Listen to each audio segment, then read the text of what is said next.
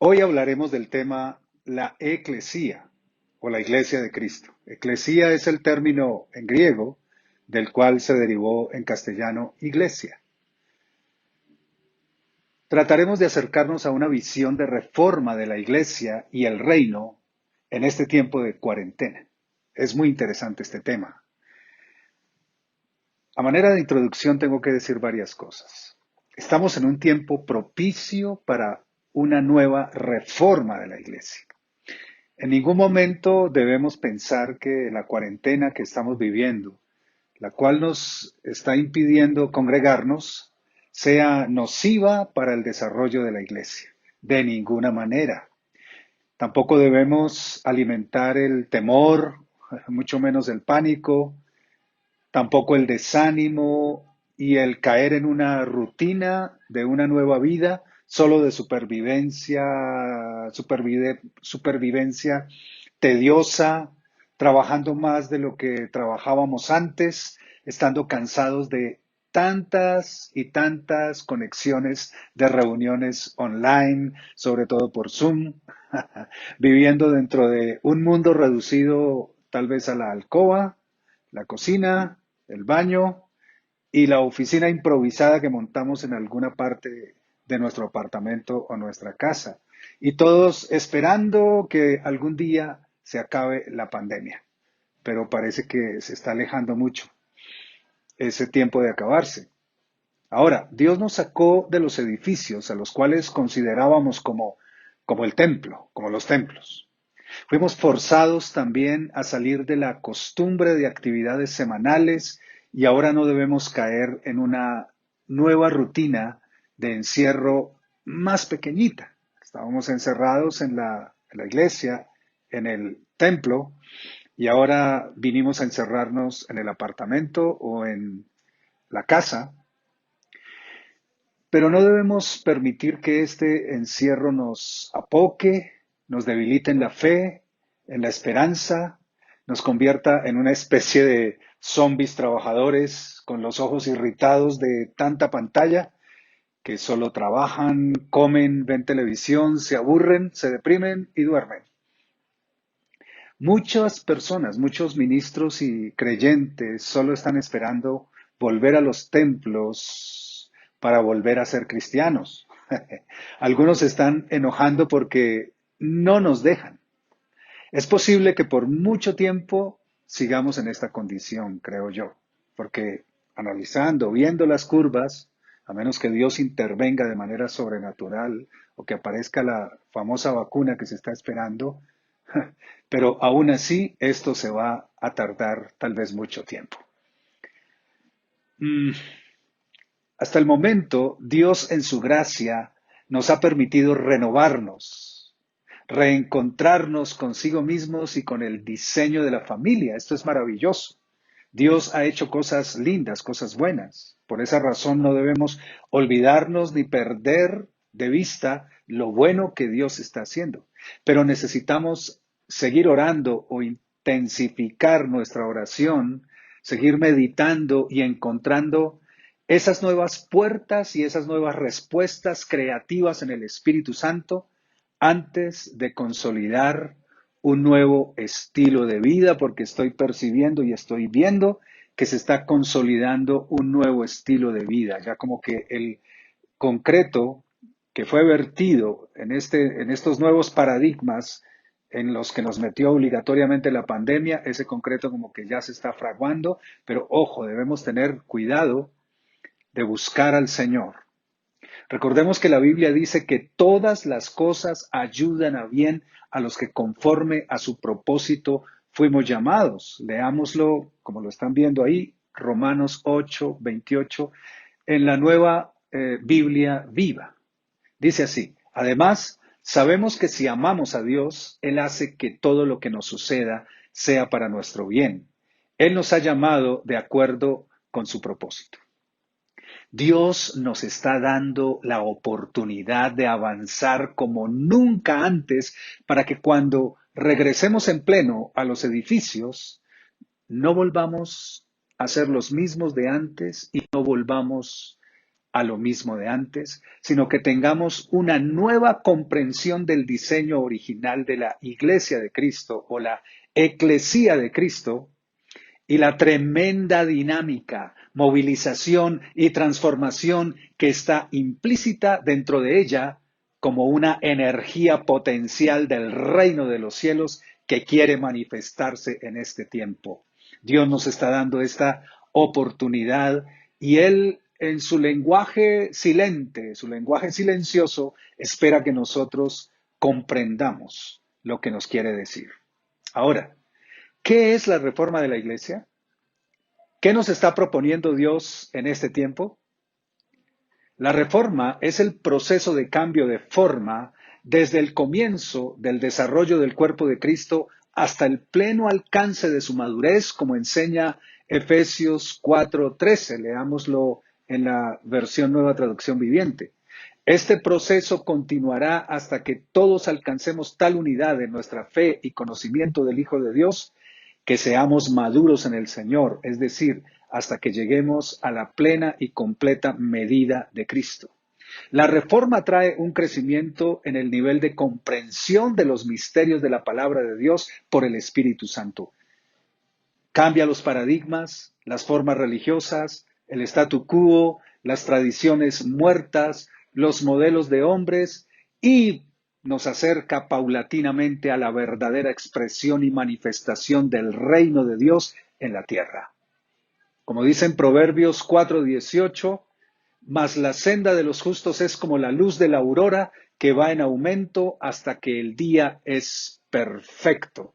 La iglesia siempre, y la iglesia somos nosotros, siempre estamos avanzando en esa reforma, como dice Proverbios 4:18, hasta alcanzar la plenitud. Muy bien, veamos un primer punto. El fundamento y significado de la iglesia no tienen nada que ver con un edificio o templo de ladrillo. Esto es muy importante que comprendamos este primer punto de reforma para este tiempo. Jesús dijo a Pedro y a sus apóstoles, lo leemos en Mateo 16:15 al 19, lo leemos en Nueva Biblia Viva. Dice así, 15 al 19, ¿y quién creen ustedes que soy? Tú eres el Cristo, el Mesías, el Hijo del Dios viviente, respondió Simón Pedro. Dios te ha bendecido, Simón, hijo de Jonás, le dijo Jesús, porque esto no lo aprendiste de labios humanos. Mi Padre Celestial te lo reveló personalmente. Tú eres Pedro, y sobre esta roca edificaré mi iglesia, y los poderes del infierno no prevalecerán contra ella. Te daré las llaves del reino de los cielos. La puerta que cierres en la tierra se cerrará en el cielo, y la puerta que abras en la tierra se abrirá en el cielo. Veamos, analicemos este pasaje que es un pasaje tan maravilloso. Primero, Jesús le llama Simón, hijo de Jonás. Ese es el nombre natural o nombre de familia, lo identifica así, como hombre natural, como un paisano allí hebreo. Pero luego lo llama Pedro, que significa roca. Pedro significa roca. Roca como nombre implica fundamento sólido, que el fundamento sólido siempre era usado como la piedra angular de una edificación. Luego le dice a Pedro, sobre esta roca edificaré mi iglesia. Ahora, Jesús no está diciendo que sobre Pedro edificará la iglesia, está diciendo que sobre la confesión de Pedro como roca de fundamento, es decir, sobre la confesión de que Jesucristo es el Mesías, el Hijo del Dios viviente. Es muy importante que tengamos esto claro. Así como lo dice también en Romanos 10:9-10, que si confesares con tu boca que Jesús es el Señor y creyeres en tu corazón que Dios lo levantó de los muertos, serás salvo. Dice claramente allí. Y esta es la confesión que hizo Pedro sobre el Señor Jesucristo. Ahora, quiero decirte, si tú estás viendo este video, estás recibiendo esta enseñanza y estás siendo tocado por Dios, hoy es el día para que tú puedas hacer esa confesión igual que Pedro. Ahora, sigamos el relato, sigamos la explicación del pasaje bíblico que leímos. Luego Jesús le dice a Pedro que edificará su iglesia sobre esta confesión. O bueno, no se lo dice a Pedro, lo dice en general para todas las personas. Él edificará su iglesia sobre esta confesión. Así que aquí tenemos el fundamento de la iglesia o de la construcción de la iglesia. Será la roca o piedra angular de edificación de su iglesia la confesión de fe. Será tan sólida su iglesia que ni los poderes del infierno podrán contra ella. Así que estamos viendo aquí que la roca firme de la fe y la edificación de la fe en nuestro Señor Jesucristo, o Él mismo como roca, es el fundamento de toda la iglesia. La idea que transmite Jesús es que también todo aquel que confiese a Jesucristo por la revelación del Padre se parará encima de esa roca y se convertirá a sí mismo en una nueva roca o en una roca, o recibirá la solidez de esta roca. Ahora, Pedro personalmente recibe la promesa de las llaves del reino de los cielos. Pero bueno, esto no significa que ahora Pedro anda en el cielo como un portero viejito vestido de monje y con un llavero abriendo y cerrando puertas, como lo pinta la tradición y aún las caricaturas. Ahora, tenemos que decir también que cuando Jesús habla del reino de los cielos o el reino de Dios, no se refiere al lugar a donde nos vamos cuando nos morimos. Se refiere al estado del cielo como nación soberana que gobierna sobre todos los dominios de todo lo que hay en el universo entero y está alineado con Dios, le ama, le teme, está sujeto a su voluntad y le sirve. Ese es el reino de Dios. ¿Se imaginan la vastedad, la inmensidad, la infinitud del reino de Dios? La eternidad del reino de Dios, porque trasciende al tiempo y al espacio, miles, millones de galaxias, miles de millones de planetas, miles de millones de ángeles y criaturas hechas por Dios en un universo tan vasto, y el universo visible no es todo lo que hay. También tenemos que hablar de los cielos invisibles y los cielos de los cielos, y dice la Escritura que Él se sienta en su trono sobre los cielos de los cielos.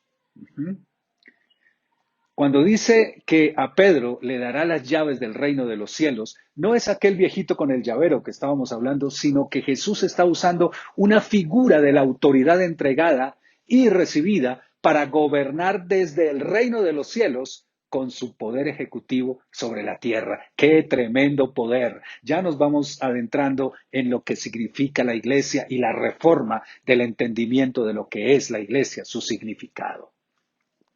Ahora, esta autoridad no fue dada exclusivamente a Pedro. Jesús está poniendo como modelo de creyente a Pedro, como punta de lanza, porque apóstol, y Pedro es un apóstol como los 12, apóstol significa primero. Y primero es el que recibe, el que entra, el que pasa por las puertas, el que recibe de primero. Este es un apóstol.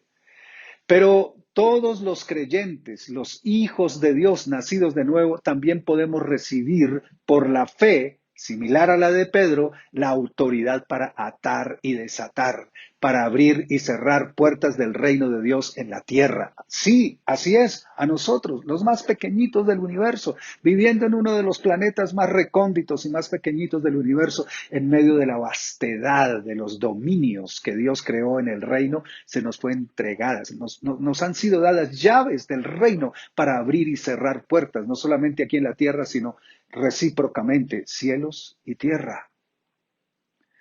Pero tenemos preguntas. ¿Por qué Jesús dijo que edificaría su iglesia? E iglesia es un término o idea griega y no se refirió a la idea hebrea de templo, similar, por ejemplo, al templo de Salomón. ¿Por qué? ¿Por qué razón tampoco se refirió a reedificar el tabernáculo de Moisés o la tienda en donde reposaba el arca del testimonio en el Antiguo Testamento? ¿Recuerdan ustedes? El arca en el lugar santísimo y todo el tabernáculo o tienda de Moisés en el desierto. También otra pregunta, ¿por qué no transmitió la idea, yo edificaré mi sinagoga, siguiendo la línea tradicional de la cultura y religión judía? ¿O por qué yo edificaré mi Sanedrín de ancianos? ¿Por qué no dijo así? Porque los ancianos formaban un Sanedrín y la forma de gobierno que tenían ellos para gobernar con el reino de Israel era a través del Sanedrín. ¿Por qué Jesús adopta más bien la idea griega de iglesia o eclesía, que es el término en griego? Y esta es una cultura extraña y precisamente odiosa porque es un imperio que está puesto en este momento sobre Israel. Y no es la idea de la Torá o la idea de la tradición de los judíos. Bueno, veamos la respuesta. Y la respuesta es tan importante, tan interesante para que podamos entender el cambio de paradigmas con respecto a la visión que tenemos de iglesia. Porque en nuestra cultura occidental, influenciada por el catolicismo romano desde la conquista de todos los países suramericanos, y también por el protestantismo en los países norteamericanos. La idea de iglesia es un templo de ladrillo o una capilla o una capillita en donde oficia un sacerdote o un pastor a unos feligreses que asisten cada domingo. ¿Mm? El templo es un edificio consagrado con una tarima más alta, con mesa, con un púlpito en donde habita la presencia de Dios, una cantidad de bancas en donde se sienta una feligresía, unos laicos que vienen a congregarse y hay una clase sacerdotal que oficia desde el frente. ¿Saben una cosa? Esta es una idea que no viene realmente de la Biblia, que no viene realmente de la revelación del Espíritu Santo. Esta es una idea que viene de algo que se llama sincretismo religioso. Escuchen muy bien, sincretismo religioso. Y el sincretismo religioso se define como la amalgama de dos o más tradiciones culturales religiosas. Amalgama o unión de dos o más tradiciones culturales religiosas. El vocablo iglesia, como lo usó Jesús, les decía que viene del griego eclesía con doble K, así como lo están viendo en su pantalla y lo han visto varias veces. Y esto significa asamblea de gobierno de los ciudadanos. Vaya, qué interesante. Asamblea de gobierno de los ciudadanos. Ya les dije que Jesús no la quiso llamar Sanedrín de los ancianos, que era la asamblea de gobierno de los israelitas, sino eclesía. ¿Y saben qué era la eclesía? La asamblea principal de la democracia ateniense en la Grecia clásica. Ay, repito esto porque tal vez a alguno como que le quedó como sonando raro esto. Era la asamblea principal de la democracia ateniense en la Grecia clásica. Miremos, revisemos la investigación y leo aquí, entre otras cosas, la asamblea, eclesía, tenía la última palabra en lo referente a la legislación ateniense. Las declaraciones de guerra, la firma de la paz, la estrategia militar, la elección del estrategos y otros oficiales poseía la facultad de llamar a los magistrados a rendir cuentas ante ella al final del año de su mandato. Eso lo puede usted encontrar en internet. La eclesía se reunía 4 veces por mes y su agenda, es decir, se reunía igual que nosotros, 4 veces por mes, sí, todos los domingos.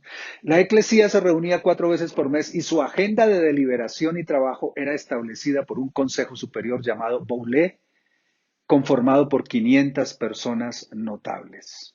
En la asamblea se participaba y elegía personas levantando la mano, usando el término griego keirotoneo, que significa elección, levantando la mano. Y vino a ser el mismo estilo usado en la Biblia para la elección y constitución de ancianos gobernantes y diáconos de las iglesias locales. Eran elegidos levantando la mano. Jesús tomó el mismo vocablo griego y tomó la misma estrategia para la expansión de su cuerpo en la tierra. ¿Será que Jesús estaba copiando? Volvemos a preguntarnos por qué usó ese mismo fundamento de Grecia o del mundo y no uno más celestial, más espiritual y más bíblico? Veamos, sigamos mirando más detalladamente. En el Antiguo Testamento Dios mandó a Moisés construir un templo en donde su presencia pudiera habitar. El llamado tabernáculo de Moisés, que muchos han escuchado, para los que no lo habían escuchado, así se llama en español el tabernáculo de Moisés. Era una tienda en el desierto que estaba constituida por tres partes: el atrio exterior, el lugar santo y el lugar santísimo, y unos velos separaban esos lugares. Era el lugar de culto y allá adentro estaba el arca del testimonio, que era en donde reposaba la presencia de Dios. En hebreo no se dice tabernáculo, en hebreo se dice Mizkan, con K, Mizkan, que significa literalmente morada. Así que tabernáculo es morada. ¿Morada de qué? Morada de la presencia de Dios. Es que desde que Dios tuvo que abandonar el paraíso, Él quiso retornar al lugar de su reposo o lugar en donde habitaría su presencia. Pero aquí tenemos que ver algo, hilar un poquito más fino. Desde luego que el lugar de la morada de Dios, el lugar de su reposo y en donde Él habitaría, no, nunca es una casa de piedra o de ladrillo o una simple casa en la tierra construida con cosas materiales. No puede ser. La Biblia en Isaías 66:1 dice así claramente. Ustedes lo pueden leer en su pantalla. El Señor dice: el cielo es mi trono y la tierra es el estrado de mis pies. ¿Dónde podrán construirme una casa?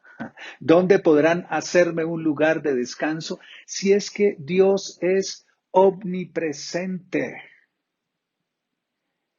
Él rebasa, dice también el versículo, los cielos y los cielos de los cielos no te pueden contener.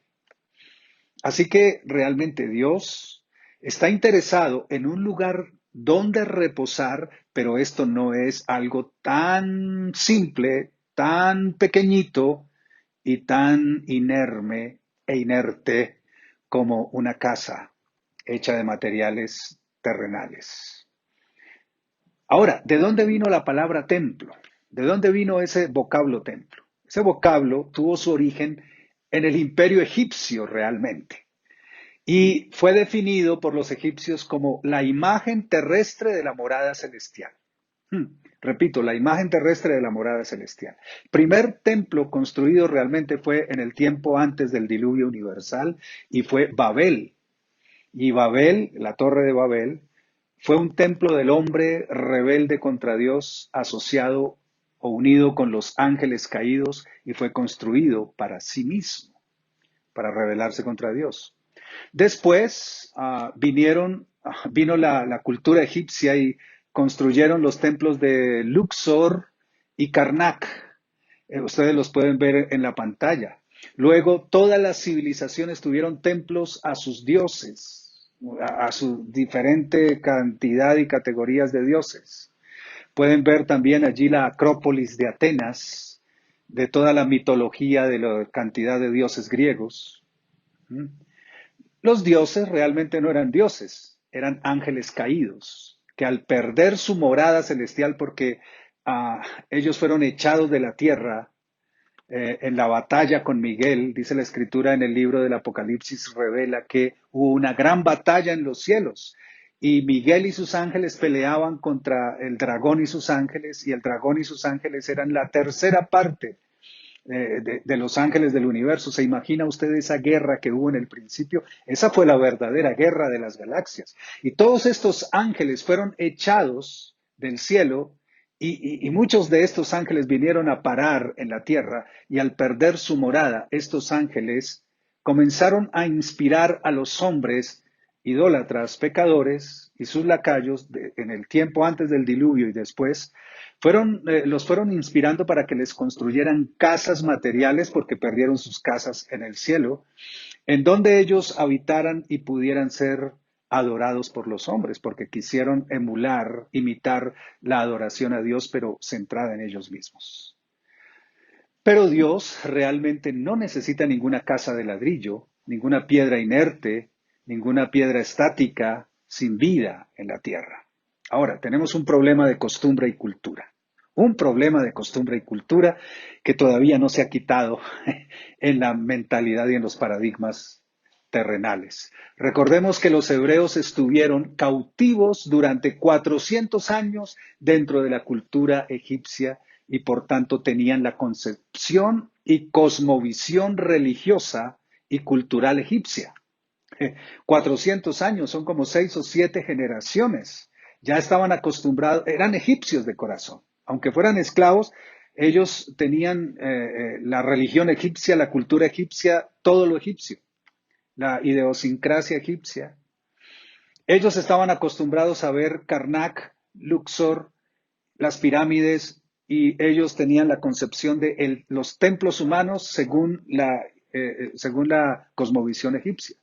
Cuando Dios los saca de Egipto, lo primero que hace, miren esto tan importante, Dios quiere romper esa mentalidad, quiere cambiar de mentalidad. Siempre Dios lo máximo que quiere hacer, lo mejor que quiere hacer en nosotros es cambiarnos la mentalidad, y en este tiempo necesitamos un cambio de mentalidad para que la reforma que el Señor está trayendo en nuestros corazones y la propuesta divina que Él está haciendo a nuestras vidas halle cabida en nuestro corazón y por fin nos liberemos y nos sacudamos de esos paradigmas viejos que todavía nos persiguen hasta este tiempo de la iglesia cristiana. Todavía estamos apegados a los edificios, a los templos, a los ladrillos. Todavía decimos que la presencia de Dios habita, vive, mora allá en el púlpito, en la tarima, en los instrumentos santificados, en el mobiliario santificado. Cuando Dios los saca de Egipto, lo primero que hace es prohibir hacer imágenes de lo que está en el cielo. Éxodo 24 dice así: no te harás imagen ni ninguna semejanza de lo que esté arriba en el cielo, ni abajo en la tierra, ni en las aguas debajo de la tierra. Recuerdo que cuando teníamos el proyecto del templo de nuestra congregación y estábamos reuniendo millones para hacer esto en la antigua iglesia, algún arquitecto la diseñó poniendo las 7 columnas al frente para representar los 7 espíritus de Dios y esto y lo otro, y la luz que entraba por el cielo, por un hueco, una claraboya que se haría arriba, y mejor dicho, se iba a hacer una supercatedral. Y, Señor, estábamos todavía habiendo aprendido este versículo Éxodo 24, aún seguíamos tan apegados a la idea de construirle a Dios un templo representando las cosas celestiales dentro de la tierra y creyendo que ahí iba a venir la presencia a habitar en esas 7 columnas o yo no sé qué. Nada del cielo puede ser construido por la mano del hombre a su misma imagen y semejanza. Esto es una absoluta imposibilidad. Por ello, es una prohibición divina. Los ángeles que se rebelaron en el cielo contra Dios perdieron la batalla con Miguel y fueron arrojados a la tierra. Eso ya lo dije. Ellos inspiraron a los pecadores idólatras a construir templos en donde pudieran habitar, ya que perdieron su morada de reposo en el cielo donde ellos vivían. Más bien, cuando se hacen templos, lo que se está invitando es a que demonios tomen esa suplantación, ese lugar, porque ellos también tomaron los lugares altos en las montañas. Fíjense que en toda civilización siempre se erigen lugares de culto en una montaña. Eso se llama lugares altos de idolatría. Pero, siguiente pregunta, ¿será que Dios se contradice? ¿Por qué? Por lo que voy a decir en este momento. Después de Dios prohibir a hacer imagen de lo que hay, manda a Moisés a construir una tienda o Mizcán en el desierto. Mizcán, recuerden lo que significa morada. Una morada en el desierto que es semejante a la concepción egipcia. ¿Y por qué manda hacerlo? Bueno, porque Dios todavía tenía que trabajar de alguna manera en la mentalidad de los hombres de la época. Ellos necesitaban un proceso para entender la presencia de Dios, pero Dios les da a entender cómo es el misterio de su presencia con el tabernáculo de Moisés en el desierto. Él manda construir esta tienda en el desierto que parece un templo o es un templo y efectivamente la presencia del cielo viene en forma de nube en el día y de fuego en la noche y baja en el lugar santísimo y reposa sobre el arca del testimonio. ¿Sí? Reposa ahí. Y, pero ¿qué está haciendo Dios? Está corrigiendo la concepción egipcia de la mente de los israelitas porque esa falsa representación de los dioses egipcios, que ya dijimos está equivocada, Dios la corrige con una verdadera representación. ¿Cómo? Ah, de la siguiente manera. El Mizcán o la morada de Dios en el desierto no pretende ser una figura exacta a imagen y semejanza de lo que hay en el cielo, porque ya dijimos que es imposible. Ya dijimos que no se puede, que nada del mundo espiritual se puede representar con maquetas o materiales a imagen exacta. Ajá. Así que el tabernáculo o morada de Dios en el desierto no es una figura exacta del cielo o de Dios, sino una representación de los misterios de la redención en Cristo y es una profecía para el Nuevo Testamento. Todo lo que hay en el tabernáculo de Moisés es una figura o una representación. La Biblia habla de figura y sombra en Hebreos. ¿Sí? Miremoslo, miremoslo en Hebreos 8:1 en adelante. Es una figura y sombra. Dice así. Este es el asunto principal que estamos tratando. Nuestro sumo sacerdote está sentado en el cielo, que es el Señor Jesucristo, está sentado en el cielo a la derecha del trono de Dios y sirve en el lugar santísimo, el verdadero lugar de adoración que fue hecho por Dios, no por los seres humanos.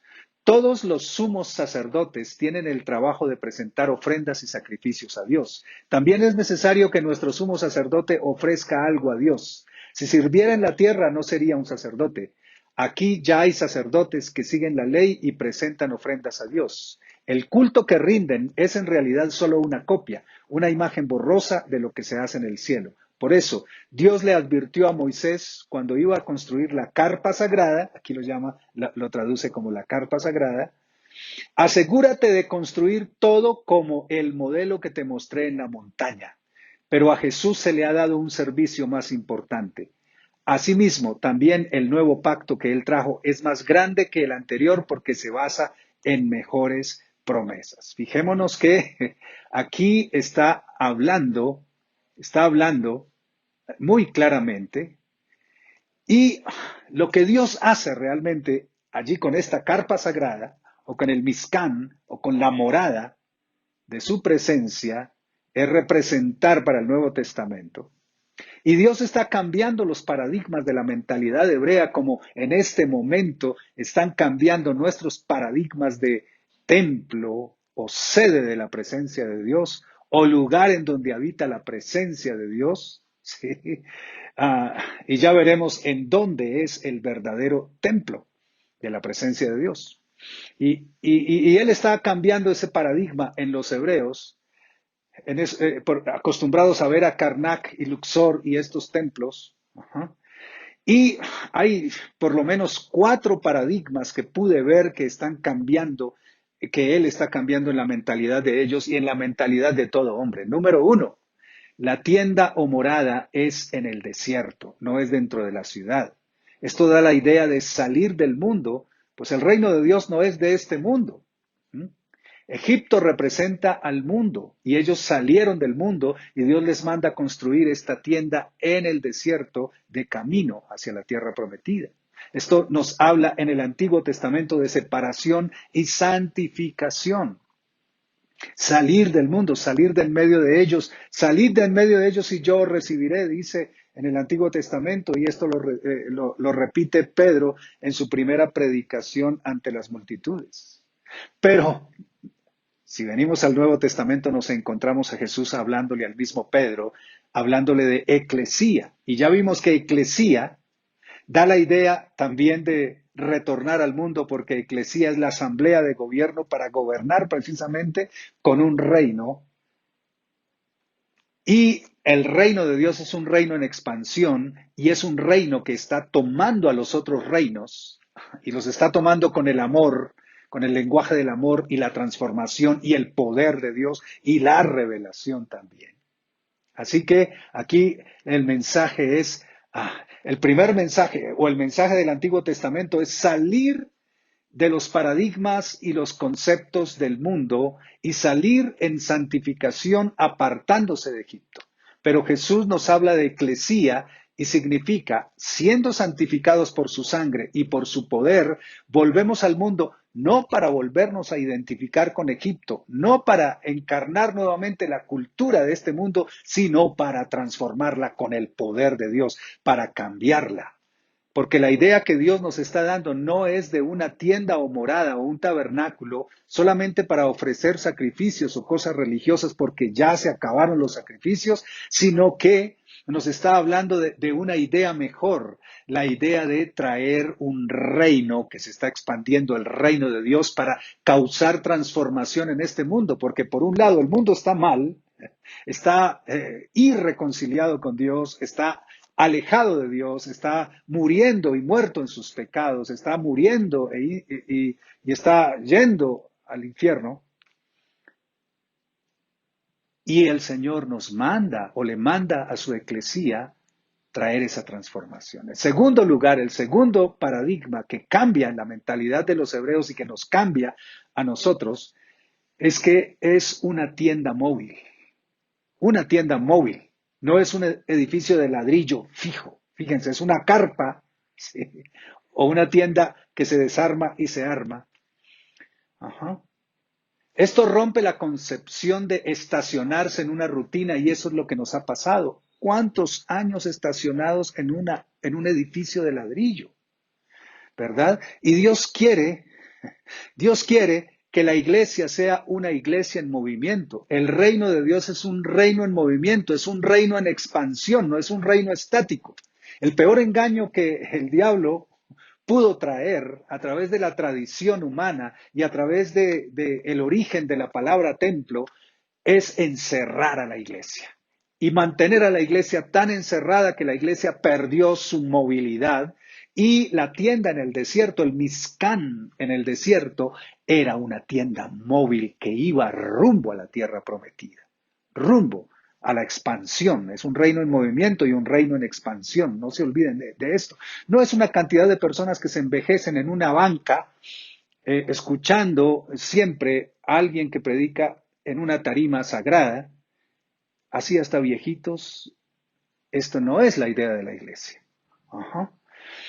Número 3, el tercer paradigma, que la iglesia es dirigida por Dios mismo y no por los hombres, no por las tradiciones, porque resulta que la presencia de Dios estaba en el lugar santísimo sobre el arca y era una columna de nube y una columna de fuego. Si la columna se movía, la carpa tenía que desarmarse y movilizarse. Y si la columna se estacionaba en cierto lugar del desierto, allí tenían que parar y volverla a armar, según la dirección de Dios, exactamente según la dirección de Dios. Y el número 4, para terminar, el número 4, avanza, es una tienda que avanza hacia la tierra prometida para establecer una gran nación, la nación de Israel en ese entonces. Pero Israel no es la única nación que Dios pretende o quiere edificar o construir. Israel era la nación del Antiguo Testamento que era el modelo inicial. Es decir, Dios quiso establecer en Israel o modelar en Israel la verdadera y gran nación celestial de la cual todos nosotros somos miembros. Como dice la cita bíblica de primera de Pedro, dice, nosotros somos una nación santa, pueblo adquirido por Dios para anunciar las virtudes de aquel que nos llamó.